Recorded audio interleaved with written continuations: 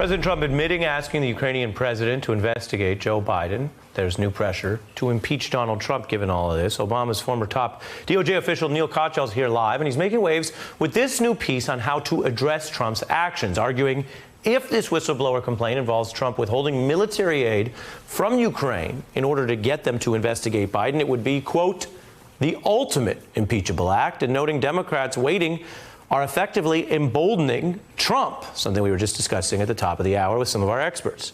Katyal is not alone here either in arguing that we are at an inflection point. One of the most discussed articles across the whole internet today is this one, a New York Times piece detailing 40 constitutional affronts by Trump, from urging a foreign country to intervene back in 2016, to divulging classified intel to foreign officials, to now inviting corruption by pushing foreign leaders to stay at his hotels, to Donald Trump basically being, according to this Times piece, quote, a threat to virtually everything the U.S. should stand for. And now to our opening arguments series with former acting Solicitor General Neal Katyal. Good evening to you, sir. Good evening. You make this case. Why? Well, I think what Donald Trump has done here, and, you know, the facts are still coming out, but if they're the ones that we're reading about in the newspaper, it's about as grave an offense as you can imagine. I mean, even Richard Nixon, when he ordered the Watergate break-in, didn't have the imagination to outsource it to a foreign government or a foreign intelligence service. Here, Donald Trump is doing exactly that. And, you know, these are funds that were appropriated by Congress, $250 million that was supposed to go to Ukraine. And according to these allegations, the president held that up not because of some foreign policy interest of the United States, but because of his personal interest. I've been dying to... He wanted the Ukrainians to go after his political opponent. And I've been dying to ask you about this. Is there, in your view, at a constitutional level, we're talking about abuse of power, is there any major distinction between the president misusing millions of dollars or misusing physical armaments or weaponry? I mean, at this point, there is something that still sounds sort of vague about the slush funds, whereas if Donald Trump had basically moved, you know, weapons around one way or the other to get this payback to Biden, it might feel bigger. But is it just as bad? It's just as bad. I mean, Ari, one of the kind of core powers the president has is the execution of the United States' foreign policy. And here, the Congress of the United States decided on this aid package to Ukraine, which, after all, is, of course, fighting Russia.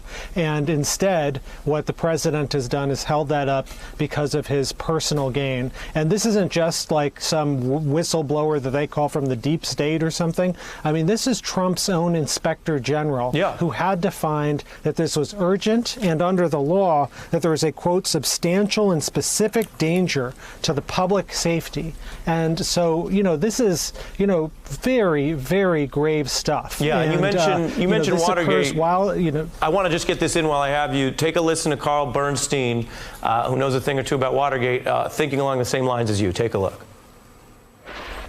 I keep getting asked, are there echoes of Watergate in this? And there are, in the following ways.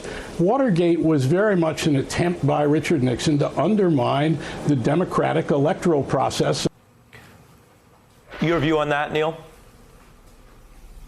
Yes, exactly. So I think kind of the core idea about impeachment is when a president says that when a president puts his personal interest over the public's and breaks that fiduciary trust. The difference here is that this involves a foreign actor. So it's not just law breaking or something like that. It's going and trying to use a foreign government to do your political bidding. And the reason that's bad is obviously, you know, it's on its face bad, but also nobody's made this point yet, Ari, but think about the blackmail potential. The president is committing this grave offense with the Ukrainians. And just putting my old national security hat on, I can't imagine something more dangerous, because now the Ukrainians know the president has done something terribly wrong and can hold that over him. And so that's one of many reasons why I think Congress is going to have to investigate right away. The transcript of the call has to come out, but not just the call, all the facts around the whistleblower complaint. And Congress should not rest until every stone is unturned on on this, because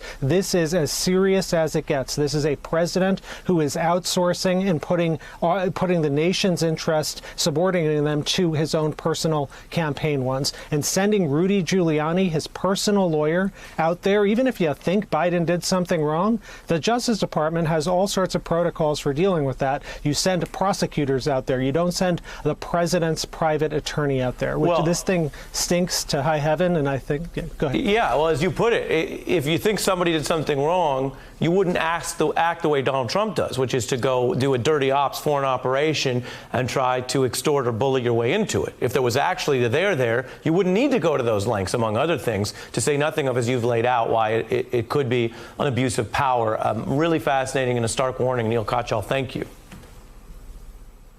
Thank you. Appreciate you, sir. And I want to remind everyone, you can always go to MSNBC.com/opening arguments to see this and other segments of Neal Katyal, the legal insight so relevant these days. Hey, I'm Ari Melber from MSNBC. You can see more of our videos right here, or better yet, subscribe to our YouTube channel below. You could have been anywhere in the world, but you're here with us, and we appreciate that.